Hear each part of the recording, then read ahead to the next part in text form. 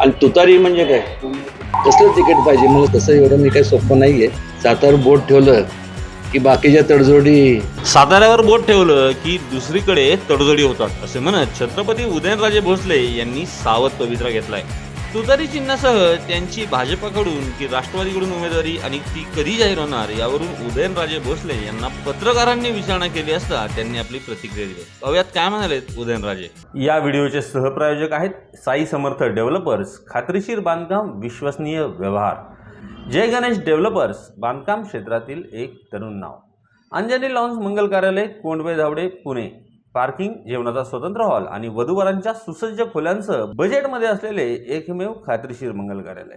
महाराज साहेब, तुमची भाजपवर निष्ठा आहे, मात्र सध्या आता राजकीय वर्तुळामध्ये एक वेगळी चर्चा सुरू आहे की तुम्ही तुतारीच्या पवार साहेबांसोबत चर्चा केलेली आहे किंवा फोनवर बोलणं आहे. एक लक्षात घ्या,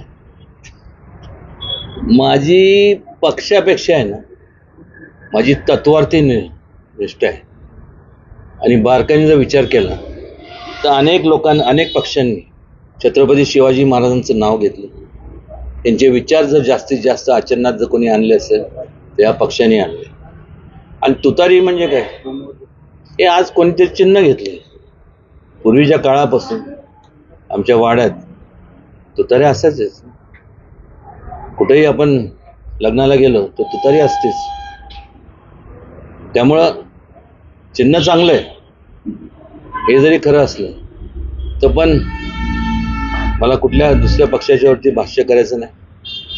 त्यांचा सगळे शेवटी पक्ष वाढवण्याकरता त्या पक्षातले जे श्रेष्ठ आहेत, पक्षश्रेष्ठ आहेत, ते जरूर प्रयत्न करणार आणि त्यांनी करावेत. त्याचप्रमाणे भारतीय जनता पक्षसुद्धा प्रयत्न करतोय आणि करणार. आणि यशाच्या दृष्टिकोनातनं वाटचाल प्रत्येक ठिकाणी आपल्याला भारतीय जनता पक्षाची पाहायला मिळते. तर तारीख काय कळाली का? कुठली तारीख? तिकीट जाहीर कर.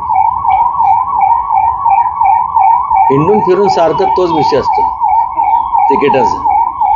आता एक करा तुम्ही, कसलं तिकीट पाहिजे मला सांगा, ते जाऊन द्या.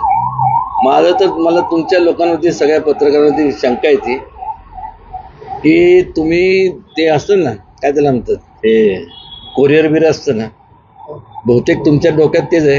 यांना व्यवस्थित पॅक करायचं, एक तिकीट लावून टाकायचं आणि कुठेतरी लांब पाठवायचं, म्हणजे सगळं झाल्यानंतर. तसं एवढं मी काही सोपं नाही आहे. आणि आहे, होऊन जाईल.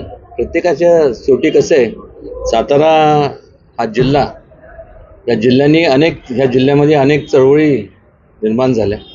या जिल्ह्याने देशाला, महाराष्ट्राला आणि देशाला दिशा देण्याचं काम केलं. प्रत्येकाचे टॅक्टिक्स वेगळे असतात.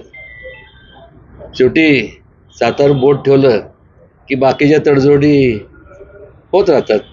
म्हणून सातारा ही एक आगळी वेगळी ओळख आहे सातारची. धन्यवाद.